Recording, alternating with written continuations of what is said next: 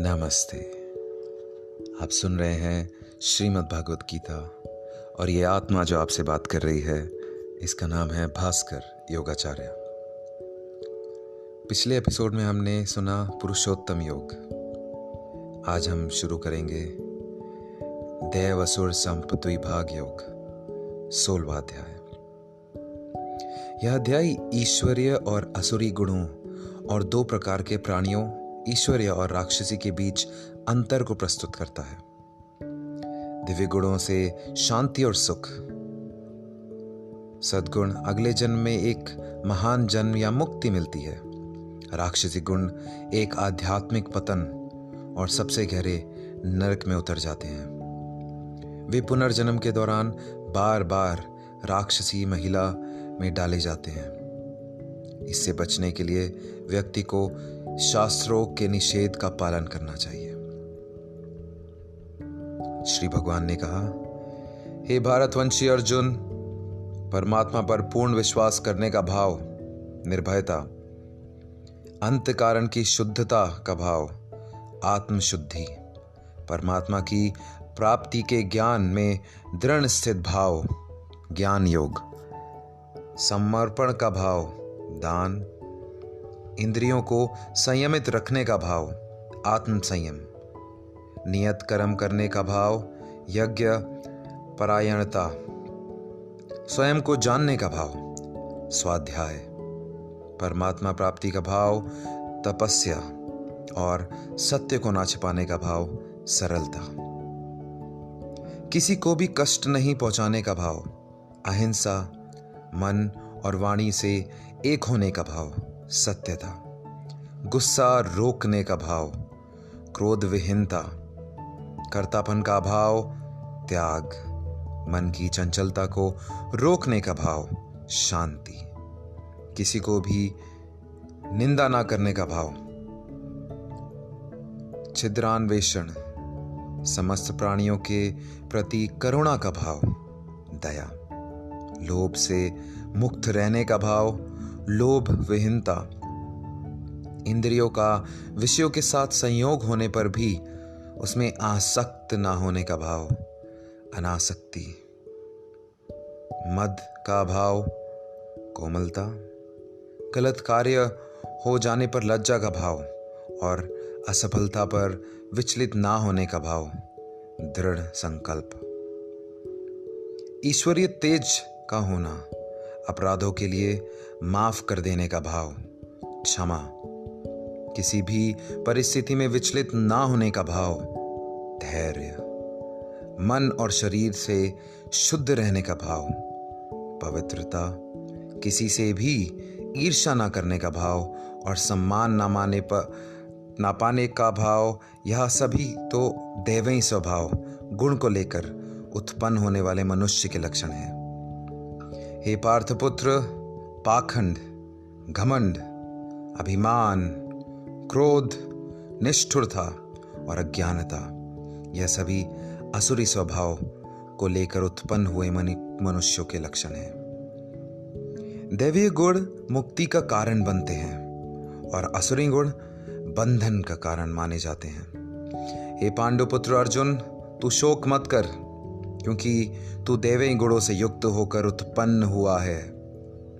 हे अर्जुन, इस संसार में उत्पन्न सभी मनुष्यों के स्वभाव दो प्रकार के ही होते हैं, एक दैवी स्वभाव और दूसरा असुरी स्वभाव। इनमें से दैवी गुणों को तो विस्तार पूर्वक कह चुका हूं, अब तू असुरी गुणों को भी मुझसे सुन। असुरी स्वभाव वाले मनुष्य यह नहीं जानते कि क्या करना चाहिए और क्या नहीं करना चाहिए। वह ना तो बाहर से और ना अंदर से ही पवित्र होते हैं। वह ना तो कभी उचित आचरण करते हैं और ना ही उसमें सत्य ही पाया जाता है। असुरी स्वभाव वाले मनुष्य कहते हैं कि जगत झूठा है और इसका ना तो कोई आधार है और ना ही कोई ईश्वर है। यह संसार बिना किसी कारण के केवल स्त्री पुरुष के सत्संग से उत्पन्न हुआ है। काम इच्छा के अतिरिक्त अन्य कोई कारण नहीं है। इस प्रकार की दृष्टि को स्वीकार करने वाला मनुष्य, जिनका आत्मज्ञान नष्ट हो गया है, बुद्धिहीन होते हैं। ऐसे असुरी स्वभाव वाले मनुष्य केवल विनाश के लिए ही अनुपयोगी कर्म करते हैं, जिससे संसार का अहित होता है। असुरी स्वभाव वाले मनुष्य कभी भी तृप्त होने वाले काम वासनाओं के अधीन, झूठी मान प्रतिष्ठा के अहंकार से युक्त, मोहग्रस्त होकर जड़ वस्तु को प्राप्त करने के लिए अपवित्र संकल्प धारण किए रहते हैं। असुरी स्वभाव वाले मनुष्य जीवन के अंतिम समय तक असंख्य चिंताओं के अधीन रहते हैं। उनके जीवन का परम लक्ष्य केवल इंद्रियां तृप्ति के लिए ही निश्चित रहता है। असुरी स्वभाव वाले मनुष्य आशा रूपी सैकड़ों रस्सियों से बंधे हुए कामनाओं और क्रोध के अधीन होकर इंद्रिय विषय भोगों के लिए अवैध रूप से धन को जमा करने की इच्छा करते रहते हैं। असुरी स्वभाव वाले मनुष्य सोचते रहते हैं कि आज मैंने इतना धन प्राप्त कर लिया है, अब इससे और अधिक धन प्राप्त कर लूंगा। मेरे पास आज इतना धन है, भविष्य में बढ़कर और अधिक हो जाएगा। ऐसे स्वभाव वाले मनुष्य सोचते रहते हैं कि वह शत्रु मेरे द्वारा मारा गया और उन अन्य शत्रु को भी मैं मार डालूंगा। मैं ही भगवान हूं, मैं ही समस्त ऐश्वर्य को भोगने वाला हूं, मैं ही सिद्ध हूं, मैं ही सबसे शक्तिशाली हूं और मैं ही सबसे सुखी हूं। असुरी स्वभाव वाले मनुष्य सोचते रहते हैं कि मैं सबसे धनी हूं, मेरा संबंध बड़े कुलीन परिवार से है, मेरे समान अन्य कौन है, मैं यज्ञ करूंगा, दान दूंगा और इस प्रकार मैं जीवन का मजा लूंगा। इस प्रकार असुरी स्वभाव वाले मनुष्य अज्ञानवश मोहग्रस्त होते रहते हैं।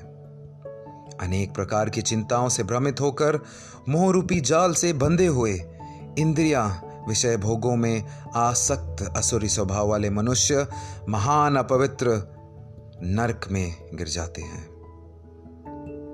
ऐसे स्वभाव वाले स्वयं को ही श्रेष्ठ मानने वाले घमंडी मनुष्य धन और झूठी मान प्रतिष्ठा के मद में लीन होकर केवल नाम मात्र के लिए बिना किसी शास्त्र विधि के घमंड के साथ यज्ञ करते हैं। असुरी स्वभाव वाले मनुष्य मिथ्या, अहंकार, बल, घमंड, कामनाओं और क्रोध के अधीन होकर अपने और दूसरों के शरीर में स्थित मुझ परमात्मा की निंदा करने वाले ईर्ष्यालु होते हैं। ऐसे स्वभाव वाले ईर्ष्यालु, क्रूर कर्मी और मनुष्य में अधम होने वाले ऐसे धर्म मनुष्यों को मैं संसार रूपी सागर में निरंतर असुरी योनियों में ही गिराता रहता हूं। हे कुंती पुत्र, असुरी योनि को प्राप्त हुए मूर्ख मनुष्य अनेकों जन्मों तक असुरी योनि को ही प्राप्त होते रहते हैं। ऐसे असुरी स्वभाव वाले मनुष्य मुझे प्राप्त ना होकर अत्यंत अधम गति निम्न योनि को ही प्राप्त होते हैं। जीवात्मा का विनाश करने वाले काम, क्रोध और लोभ, ये तीन प्रकार के द्वार मनुष्य को नरक में ले जाते हैं। इसीलिए वह तीनों को त्याग देना चाहिए।